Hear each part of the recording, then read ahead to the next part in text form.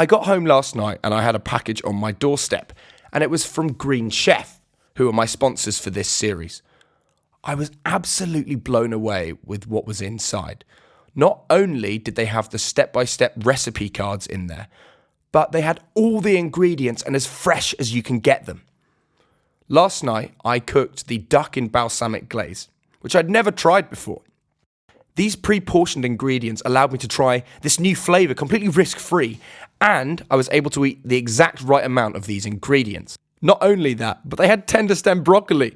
How many other food boxes send tender stem broccoli? It was unbelievably delicious, and I can't recommend it enough. Their high-quality, fresh, seasonal ingredients just blew me away. And it's allowed me to eat consistently and have a routine whilst eating healthily. So get 40% off your first box and 20% off your next 3 boxes with the code GREENSTRONG. That's GREENSTRONG for 40% off your first box and 20% off your next 3 boxes.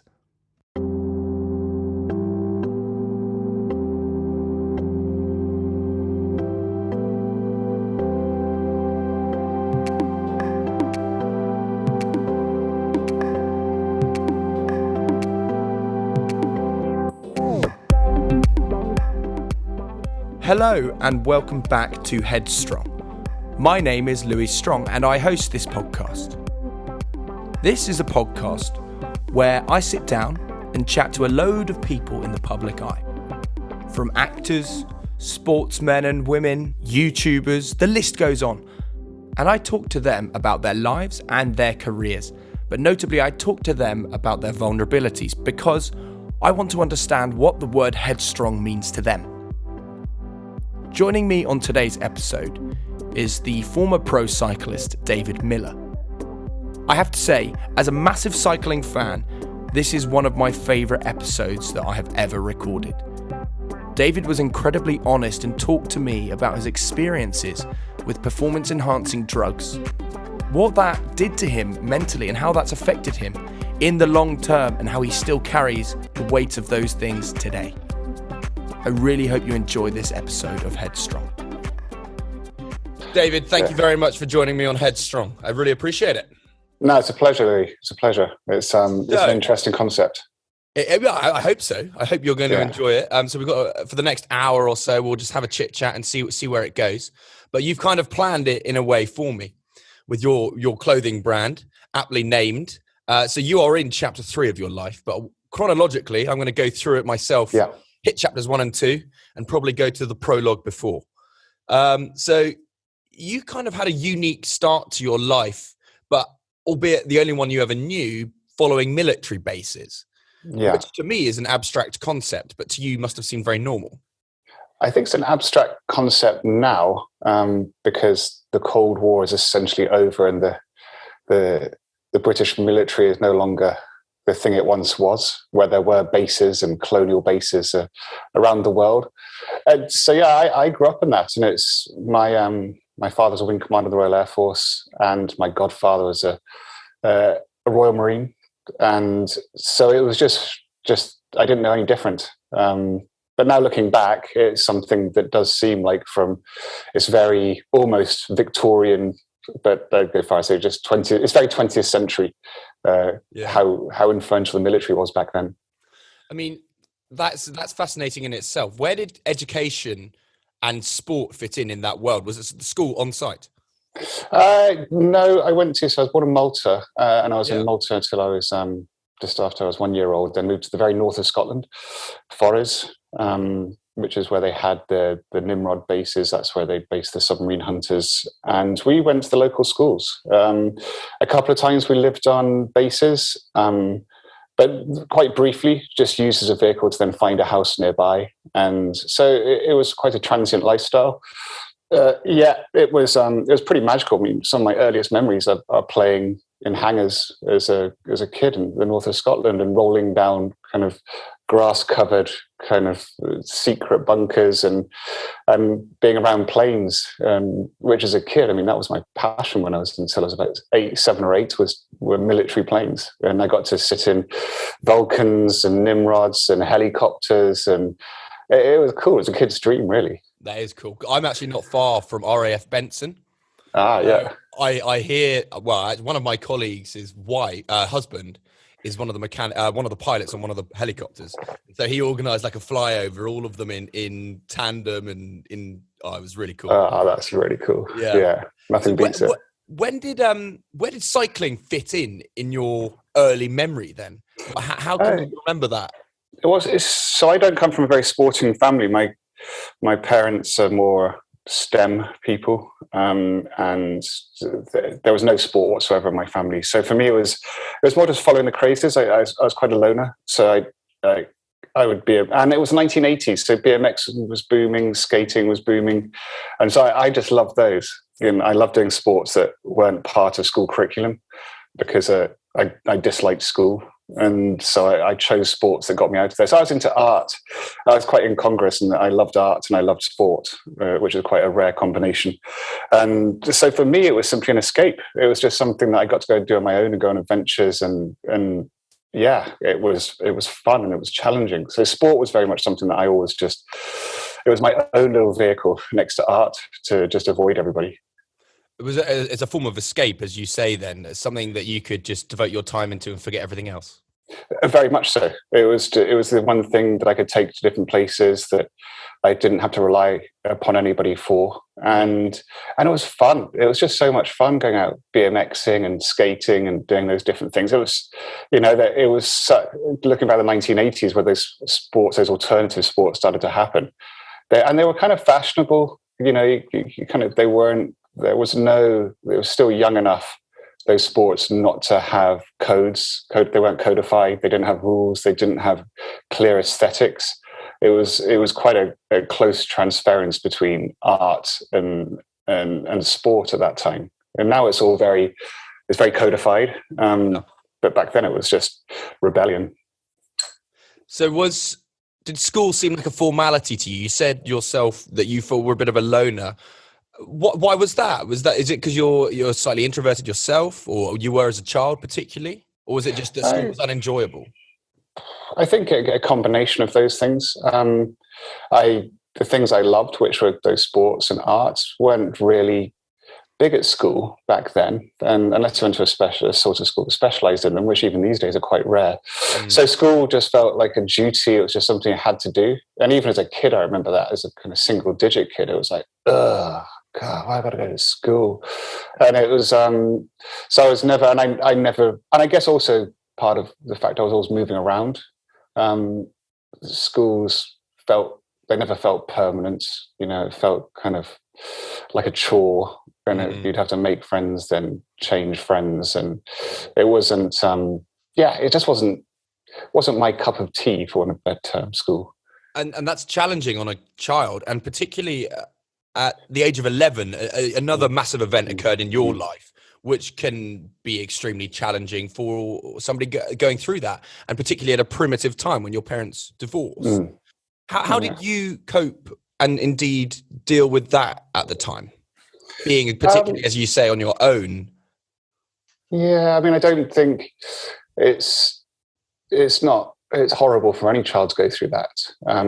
And I think it kind of summed up it. I do remember it being very much like childhood's end when my parents told me they were divorcing. I was like, oh, come on, how dare you? Now I've got to grow up. And I was, I think, 11 then. And then I think the reality, I think I'd very much been hiding from what the world was going to be. And although introvert is a strong word, because I'm not sure if I am or not. I was very shy, but simply in a self-preservation way. I didn't, there wasn't much point in putting myself out there because it felt like nothing was very permanent. So I would just keep to myself. And then at that point, it was, and I can't really remember much of my childhood after that point. Before then, it was almost kind of, I was like erased it to a certain degree, and then just got on with the rest of my life. Without dwelling on it too much, and please tell me to move on if you want me to, is it quite a numbing experience then, in a sense that you've had to blank it out? Yeah, I think it was a very numbing experience. It was a case of, I haven't really got my head around it to this day. Sure. and it's one of those things that I think I've deliberately numbed it out because I didn't like it happening. No, absolutely. Well, you subsequently did move to Hong Kong, and that in a way was a fantastic place for you to have gone. You loved it, didn't you? I loved it. I loved Hong Kong.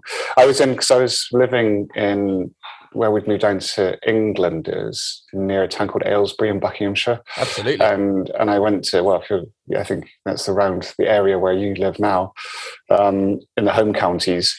But I went to Aylesbury Grammar School, and it was, and I described it recently to somebody, it's like a Lowry painting. I can still remember kind of getting the bus there, and then getting off and walking from the bus station and by the canal, and it was all grey and black and white, and it was very rough school. Grammar School now is a fabulous school. I went back there last year, and it's just amazing. But at the time, it was still quite rough. And there's nothing worse than getting a bunch of smart boys from a mixture of backgrounds together, because it's Lord of the Flies. It was just crazy. Very good reference. Yeah, I kind of loved it, but at the same time, when the option came to go to Hong Kong, because my dad moved over there, my mum stayed in England, I was like, I'm going to Hong Kong.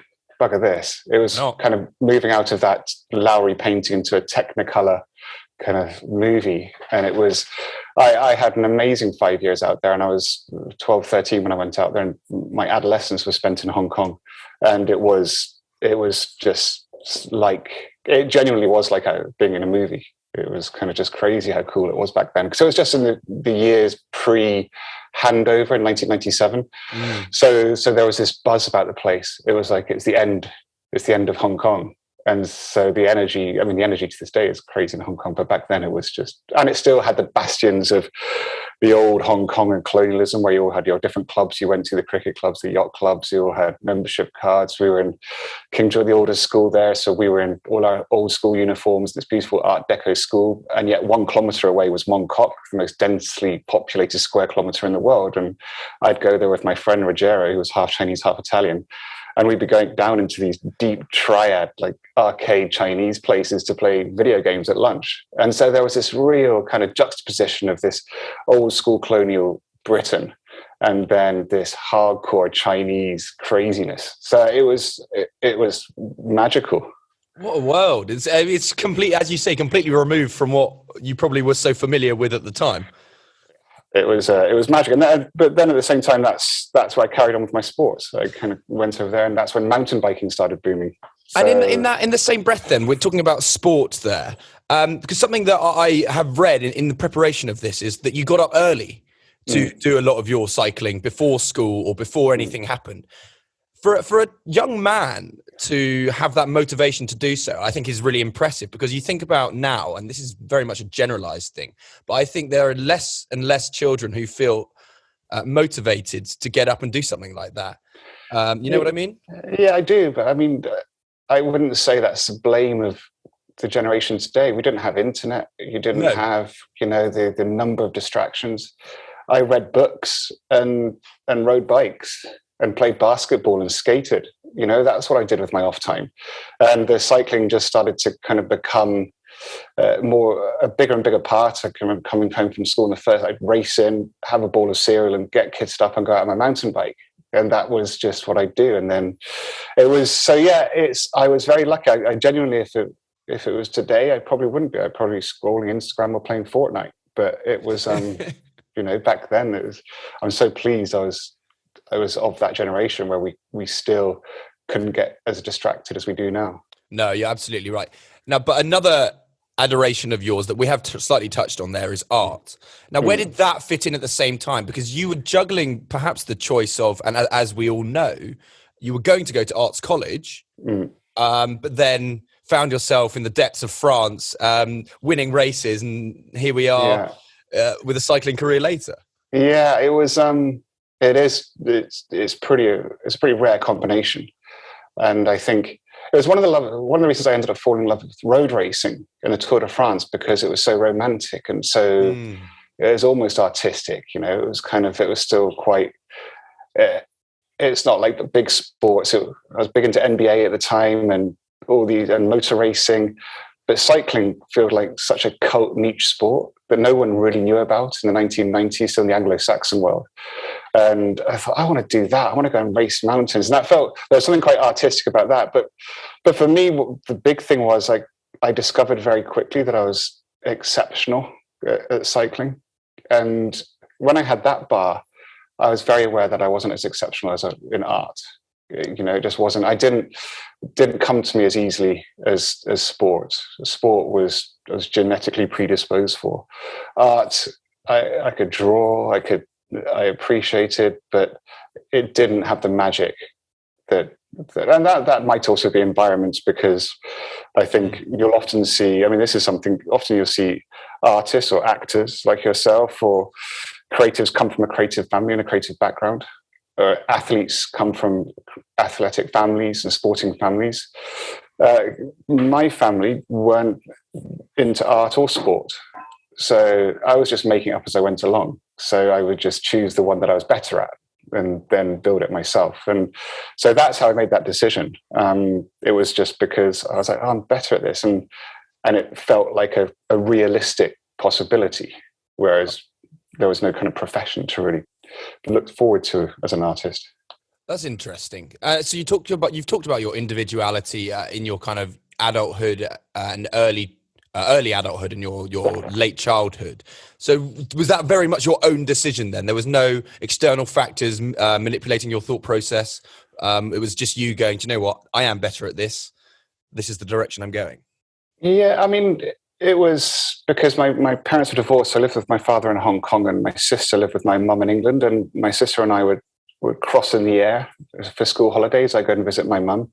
And my mother had moved since I'd moved to Hong Kong, so I didn't know anybody there. So she joined me up to a local cycling club, and I started, again, just turning up and learning as I went along, and started winning races, and enjoyed that, enjoyed winning, and enjoyed kind of getting put on the national team. And I'd then come back to Hong Kong and have another life, which was kind of probably a more creative life. And then my school holiday life was very much the sporting life. Yet I think for me, it was a case of just what really made it was when I was there and doing it, everyone started to say it wouldn't be possible for me to go to the Tour de France or turn pro. And I took that as a challenge, as a kind of affront. And that ended up being probably the biggest motivator, was the fact at the time, everyone told me it was impossible to do what I thought was possible. And so I was just like, bugger this, I'm not going to art college. I want to prove everybody wrong. And so I said to my mum, can I go to Belgium instead of going to art college and race bikes? She said, you can, but you defer your place. So I deferred my place, and that's how it all started, really. But it was that. Yeah.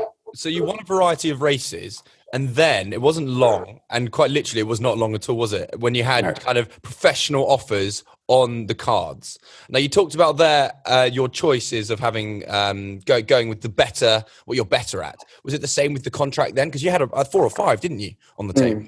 Yeah, exactly. Which direction you were going to go with those? Yeah, it was a case of, because I'd read lots of books in Hong Kong and a bit of the history of the sport, and one of the people that stood out was a guy called Cyril Guimard, who was a French ex-pro cyclist who managed Bernardino, Laurent Fignon, Greg LeMond, and this list of riders. And he had this amazing ability to turn young riders into Tour de France winners.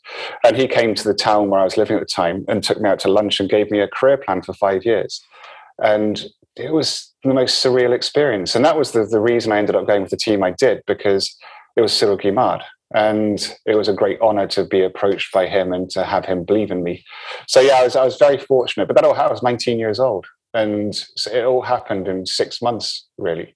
So it was kind of overwhelming, and I made the decision emotionally rather than rationally. It was in hindsight, it probably wasn't the best decision, but at the time, I didn't have advice. The wonder of a young man, hey? Exactly.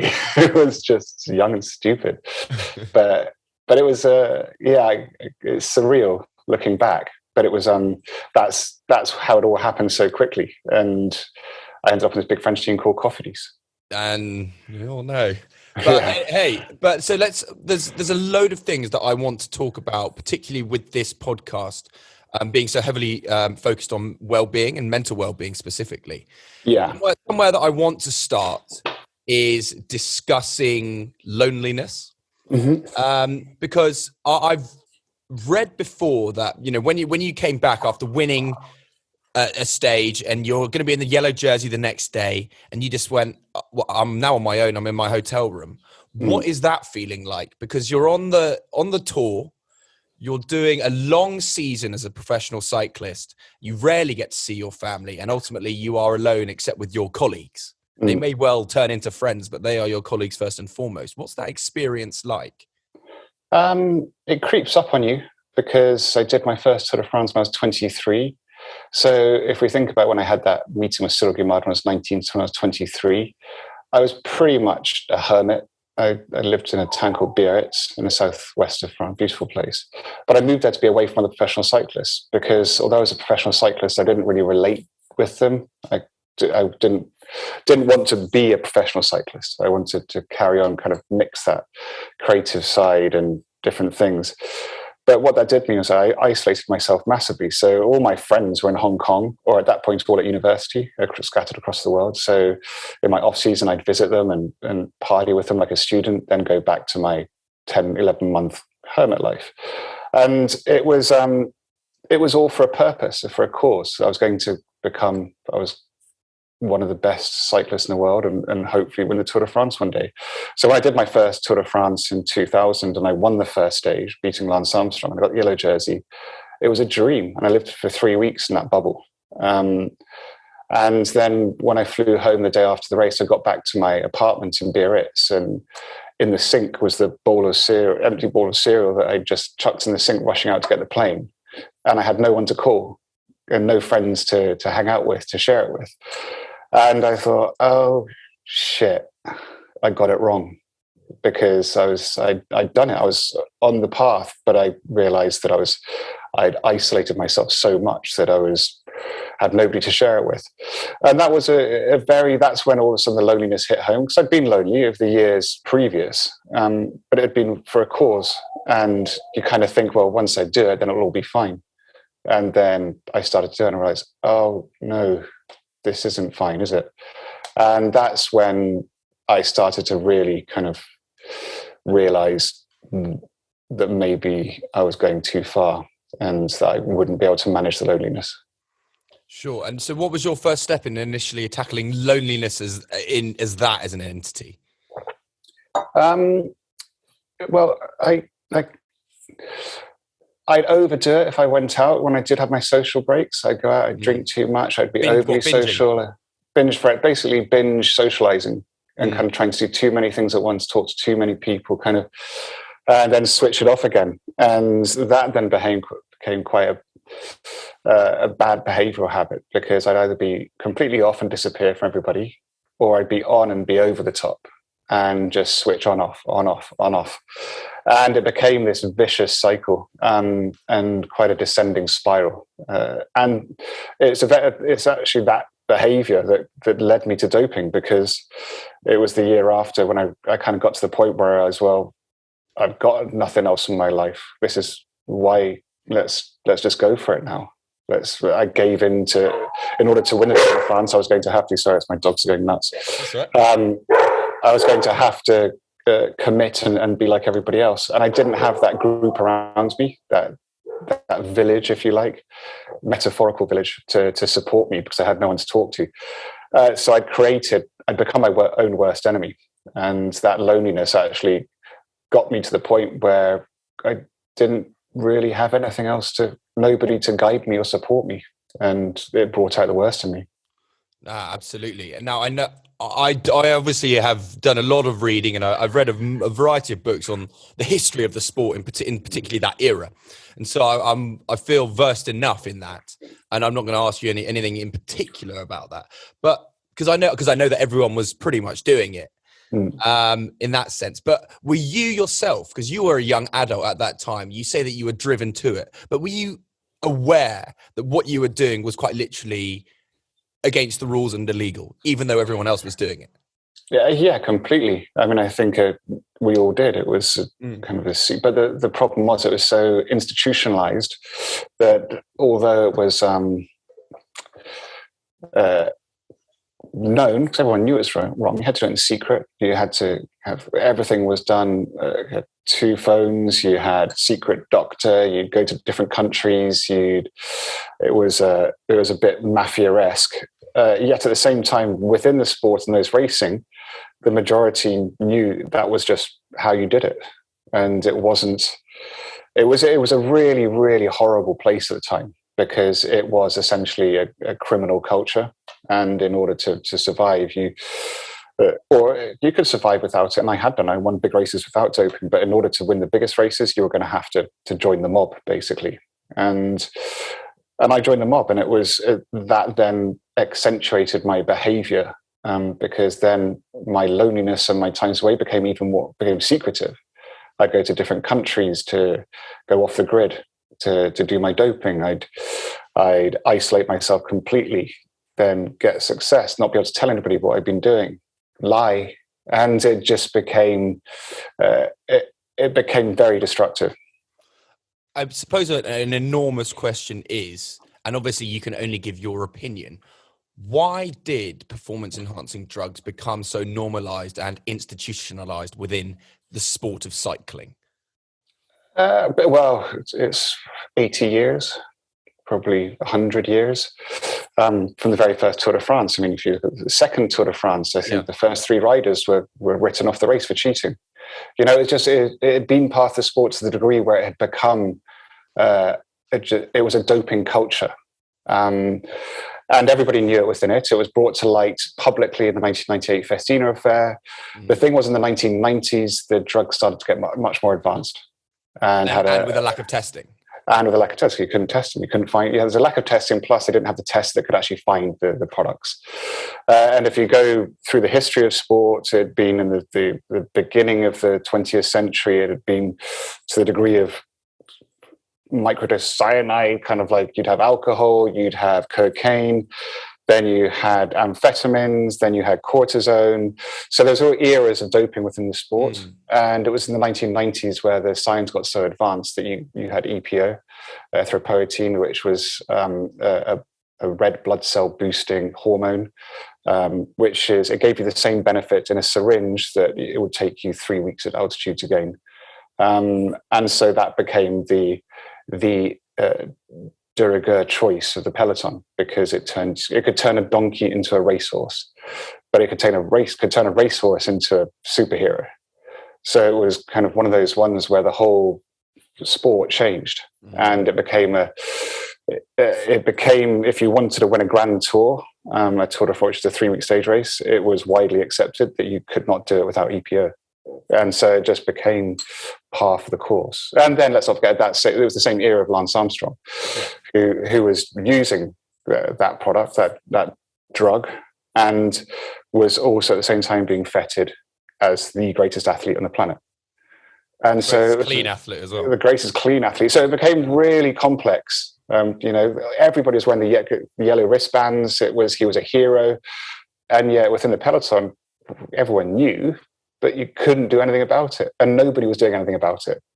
And so that's what started to blur the lines. It was, well, Lance is getting away with it, so no one's going to be able to beat him unless they do the same thing. And so it was a very grey and messy. And it actually, after 100 years of the Tour de France, by 2003, 2004, I think the breaking point had come. And that's where I was banned in 2004. Yeah. And then it's taken another 10 years really to clean it up and turn it into an anti-doping culture versus a doping culture. I'm just trying to remember off the top of my head, actually, because I remember having all the yellow wristbands. I used to live near Maribel in France. Yeah. And I remember I was at the Tour de France when Tyler Hamilton got caught. I remember it so vividly. Yeah, really, really vividly. Now, you mentioned it there briefly. So these substances not only can have a massive effect on your life, and it causes a whirlwind of problems like the lying, the loneliness is only furthered, but also it affects your physical health. It can be detrimental in the sense that it weakens your immune system to a dramatic effect. And I know that the advantages can be there, but are the risks worth your life? Because it can get to that point. Yeah, for sure. I mean, it depends on the drugs. The one that would weaken your immune system would be cortisone, because that was the most dangerous and also a very powerful drug. But mostly there was always this argument that it was actually, you ended up doing less damage to yourself because it was, but then physically, yes, but you were doing a lot of damage to yourself mentally. And because you were taking your body perhaps beyond what you should be able to do, which meant you were taking your head beyond what it should be able to do. And I think lots of athletes handled it differently. I didn't handle it very well. I was riddled with guilt and knew it was wrong. And I only did it a handful of times. Yet still it weighed heavily on me. Others were totally immune to the effects psychologically. They just saw nothing wrong with it whatsoever, slept well at night, and were absolutely fine. But regards to the actual physical thing, it was only in the early 1990s, mid 1990s, when that drug EPO first came on the scene, where certain athletes started to abuse it, and particularly in cross-country skiing, and a few professional cyclists, where they did die from EPO from doing too much, because they would actually take so much that would put so many red blood cells into their blood that their blood would thicken, and to the point where their heart couldn't pump it around, and they die of heart attacks. And that was when and that's why, because they couldn't test for EPO, they brought in essentially a limit of 50 hematocrit, because they could measure that and then make sure that nobody's blood actually got too thick. So they were doing preventions before they could find the actual the way to find the molecule.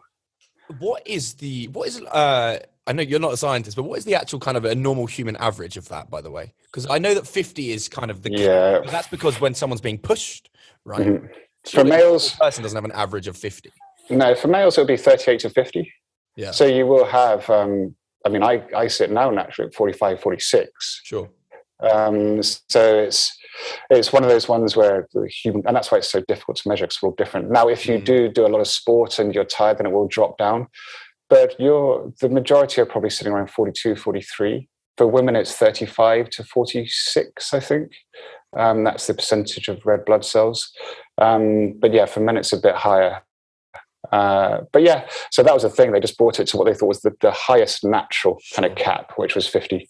I know you. So you talked about the extreme guilt that you were experiencing. Was this during and pre being caught? From the moment I did it.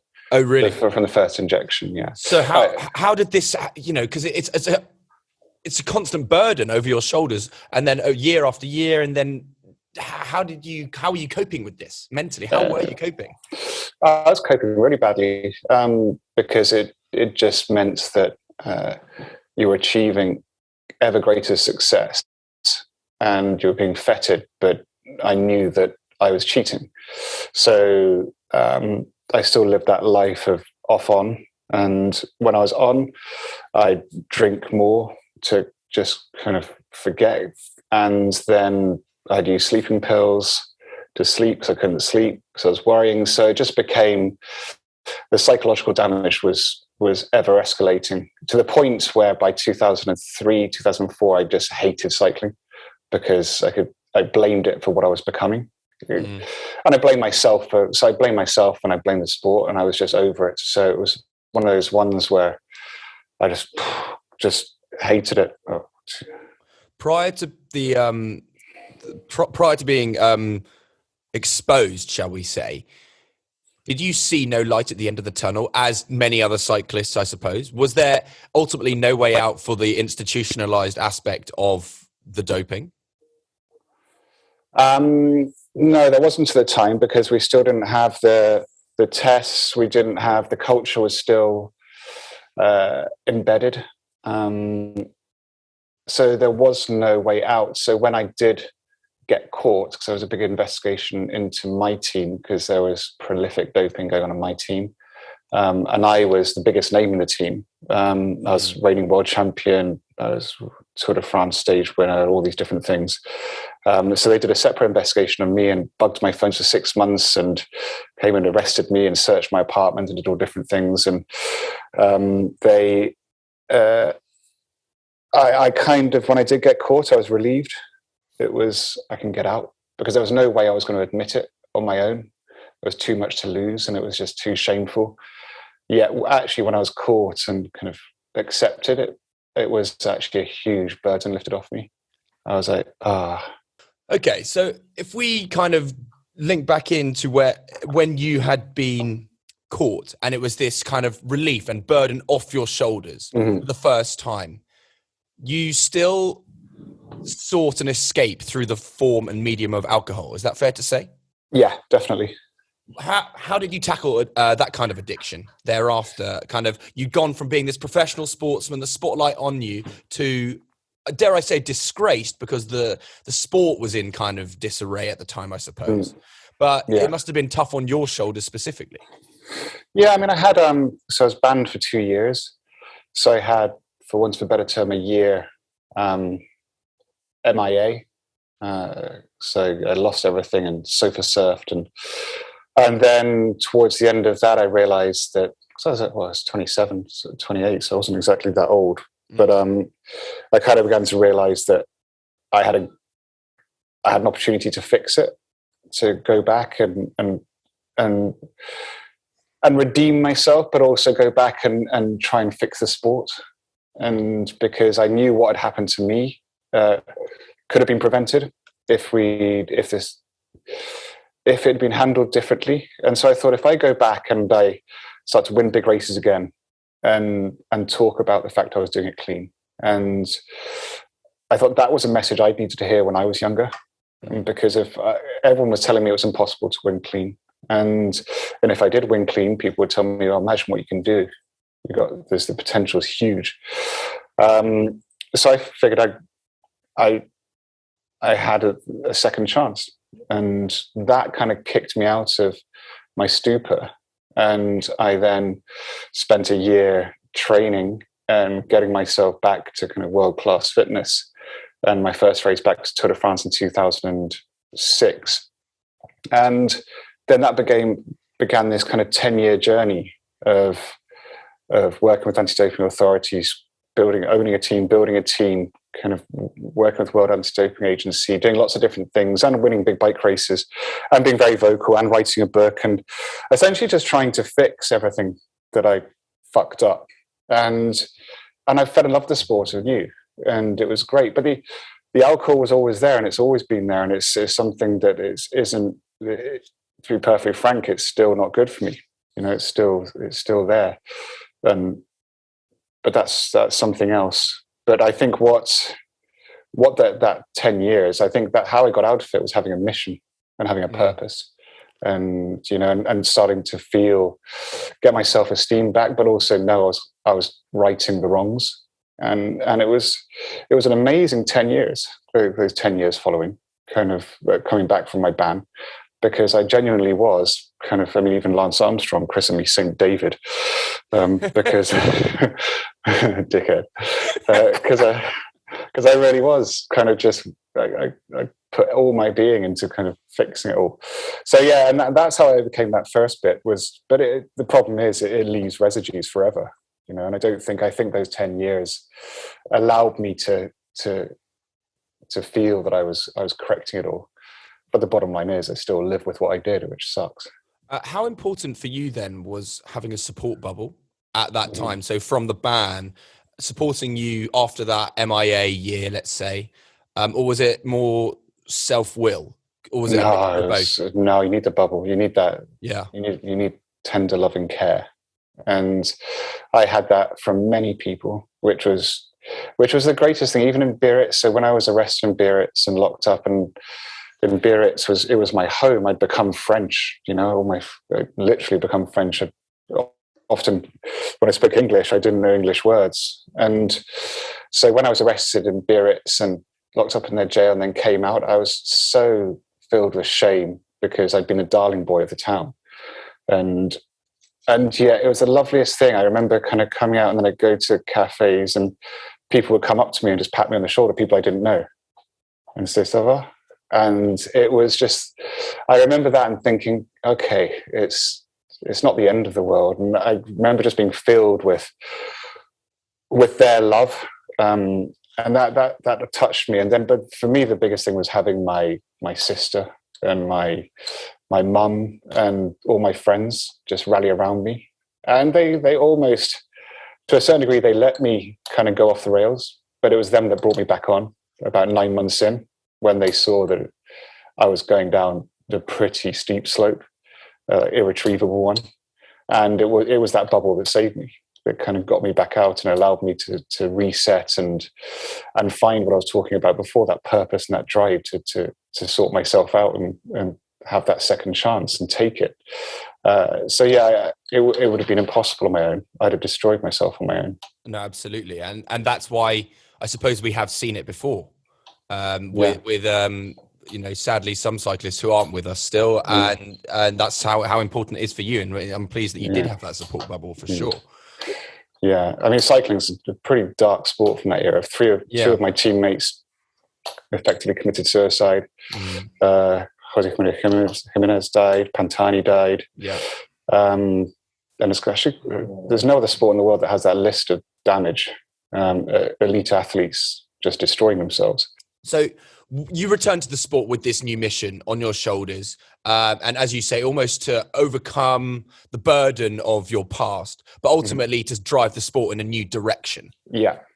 There are a variety of professional athletes within the peloton who probably hadn't touched any of the substances. How did they welcome you back? I was welcomed back with open arms by almost everybody, mainly because the race I came back to, the Tour de France in 2006, before it even started, there was a new, huge doping scandal, Operation Puerto, and it took out Jan Ulrich, Cuban Basso, and nobody wanted to talk about it because the omerta, as they called it, the silence was so strong within the peloton. And so I stood up and spoke about it. And immediately, before I'd even started that first race back, I'd become the spokesman for the peloton regards doping and anti-doping.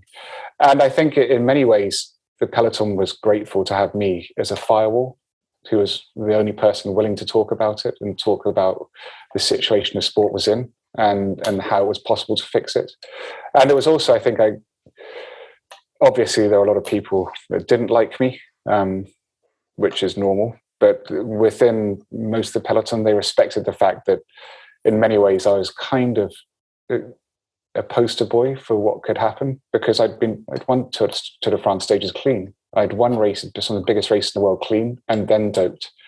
And so they knew I wasn't one of those donkeys that had turned into a racehorse. I was just one of another professional cyclist who had made mistakes. So yeah, but it wasn't easy. It was because that's, again, you're going in and you're filled with shame, you're embarrassed, because I know there were riders that would never dope, and yet so I was then having to race alongside them, and with it being public knowledge of everything I'd done. So, and I think part of what I was doing was trying to gain their confidence back as well. It wasn't just about the public or about the younger riders. It was trying to gain the respect back of my peers. Absolutely, and you continue that. You continue to talk about it now, which is obviously really important. And since retiring, though, you've now found yourself at the forefront of many things. Naturally, this is still one of them, but your clothing brand as well, which is now leaning towards sustainability, which is obviously massive, which is really, really important. And I'm a big fan of. Do you ever have this, or did you have this thought when you retired of what comes next? Because I've spoken to a lot of rugby players about this, and that you devote your life to professional sport. And luckily, that sport has access to Restart Rugby, and I know you're familiar with the RPA and the direction that they can help them and support them. Did you know where you wanted to go? I had no idea, and unlike the RPA, who are a brilliant organisation, cycling doesn't have a transitional culture. It's when it's over, it's over. It's like probably an old amateur sport in that respect. And it's a great detriment to the sport as a whole and the athletes, because the moment you stop, then you've got to restart. And there's no support. And it's not just the support of finding a new profession or training or kind of giving you a foot up to job opportunities or apprenticeships or education. It's the cord is cut. And that was something I was very aware of, because I'd experienced it when I was banned. That all of a sudden you're in the real world, and it's a very different world. It's And for all professional athletes, it's a really weird one, because you spend your teens and your 20s at the top of your profession, and I always said it's the greatest sadness I find for many professional athletes, because you're just starting to master. You're entering full mastery towards the end, psychologically, but then your body starts letting go. So there's this wonderful kind of horrible experience where suddenly you see everything so clearly. You know how to train, you know how to race, you've learned the ropes, and then all of a sudden physically you can't match that mental power and training. And so you stop in your early 30s, mid 30s, and that's just when all your friends from school, or most people, are starting to find their feet in their professions, and you are effectively like an 18-year-old out of school and have no idea what to do. So I was very aware of that, and I thought, I want to do something that's got legs, that's long term, because I was 37 when I stopped, and I thought, well, I've probably got a good 30 years left of working, like doing something I'm passionate about. So I said, what can that be? And that's why I started chapter 3, because also in the final year, everyone's like, what's the next chapter? What's the next chapter? And I was like, well, I can actually finally bridge that gap between that art and creativity that I let go when I was 18 to become a professional cyclist, and apply it into technical sportswear, into cycling as a whole, and build a brand that is more than the sport. It's going to take a long time. We're 7 years in, and I anticipate it will be 10 years before we start to get some proper traction, and then we'll start to kick off. But it's been a joy. It's been incredibly challenging, because I've started from zero at 37. But I think I've done that because I was very aware of the length left, if I'm lucky enough. But as you're saying, one of the things, I ran for the president of the Professional Cyclists Union in 2016 maybe, because again it was trying to fix the sport, because I could see the union did nothing. And one of my within my mandate was this idea that we would build this transitional process for professional cyclists, and I say this with absolute legitimacy, not just transition, but rehabilitation, kind of going back into, it's almost building that ability to go back into the real world, because almost all professional cyclists I've spoken to who are at the top, have been at the top, they say it's 5 years to kind of come back out of it. And so it's a very challenging 5 years.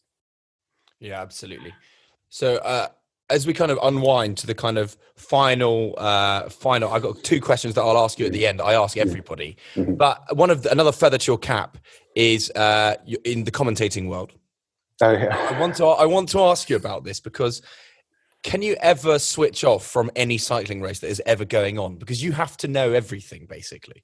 You say that. No, that's why I've got a brilliant commentator. I'm co-commentator. I'm the colour in Ned Bolting, who is on top of everything. In commentary, you have 2 roles. You have the lead commentator, who brings the colour, who brings the emotion, and anchors the narrative. And it's an incredibly skillful and trained professional job. For me, I'm the co-commentator, the colour, the kind of pundit.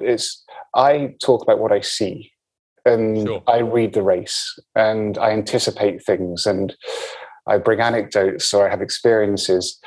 And so my commentary job's been an absolute joy, because it wasn't something I'd ever planned or even considered, because I almost wanted to cut completely free of the world of cycling. I don't watch pro bike racing unless I'm doing my commentary job, very rarely anyway. And so it's kept me in the sport and allowed me to really fall in love with it again.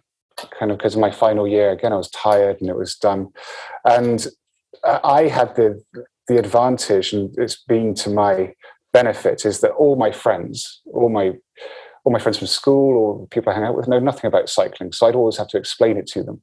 And I used to always say to them, look, if you go and watch a bike race with me and sit on the sofa, I'll explain it all to you as it's unfolding. And so I'd always done that kind of for my friends, to try and explain why I loved it so much and why it was so intricate and why it was such an amazing sport. So when it came to the commentary job, I was just doing what I'd always done for my friends, and it's brilliant. And and I have such a good time with Ned, who's become a dear friend. and it's that wasn't definitely not on the cards. And I'm so thankful I've had the opportunity to do it, because it's a great job. And of course, you've got your podcast with Ned as well. Yeah, Never Strays Far podcast, which is just essentially allows us to carry on talking about the things that we can't talk about when we're commentating on a bike race. Yeah, exactly. So it's our little things that are vetted by ITV. So my final two questions. The first question is then, how do you maintain your mental well-being? What is it? What do you do yourself to make sure that you stay in touch with yourself and stay in check? Not enough, to be frank. At the moment, life's flat out, and I've got 3 young kids. I'm building my business, which is still a very young company.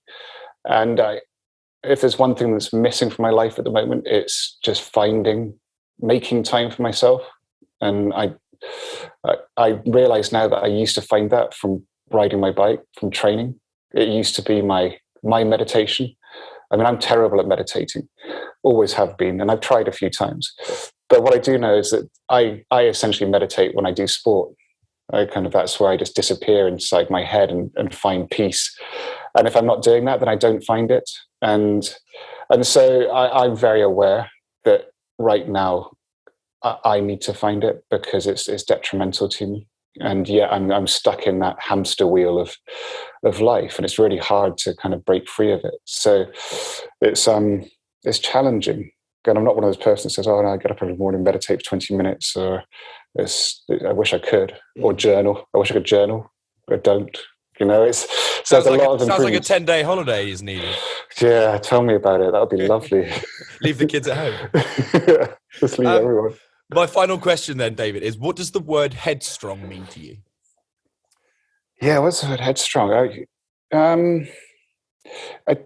I suppose it's changing for me. Just going off the back of that previous answer, I used to think it was not giving up. I was very good at being what I would define as headstrong, which was I define a goal, and I wouldn't give up until I achieved it. And I thought that was headstrong. That's what I admired, and that's what I thought it was all about. But as I get older now and start to see kind of what life is like, and I think headstrong is being able to stop, to have the ability to just pause, and it's the greatest strength is to say no, is to give yourself some time and to break free. And so I'm having that, and I'm going through that realization now, because I'm still mixed up. I've still got my old headstrongness that I'm not going to give up until chapter 3 has achieved what I know it can achieve. And that with the kids, we're great parents, and that we do all these things right, but at the same time, that can become a negative kind of way of living. And so I think for me, headstrong is my realization now is that I've got to slow down, and that I've got to be kinder to myself, which is the hardest thing, because I've never done that in my whole life, and I'm 44. So if I can get to that point, Louis, I'll be so happy that I've done it. I've managed to manage my mind. Amazing. Yeah. That's really, really great. Thank you, David, so much for chatting to me. I really appreciate it. I wish you every success with chapter 3. As you say, there's no shortcut in the business world. So, tell me about it. As you know. So yeah, it's an exciting journey, no doubt, though. Yeah, well, thank you. It's been a pleasure to talk to you. Thanks so much. All right. And that's it for this episode of Headstrong. A massive thank you to David for joining me on this episode. I really, really enjoyed talking to him, and I'd like to thank him again for being so incredibly honest and open and talking about what can only be a very challenging subject. If you did enjoy the episode, please do subscribe, leave a review, put a rating down, and share it with your family and friends. Or don't do any of those, whatever you want. Thank you so much for listening to this episode. It means a lot, and I hope you have a wonderful week, and I will see you next week for another episode.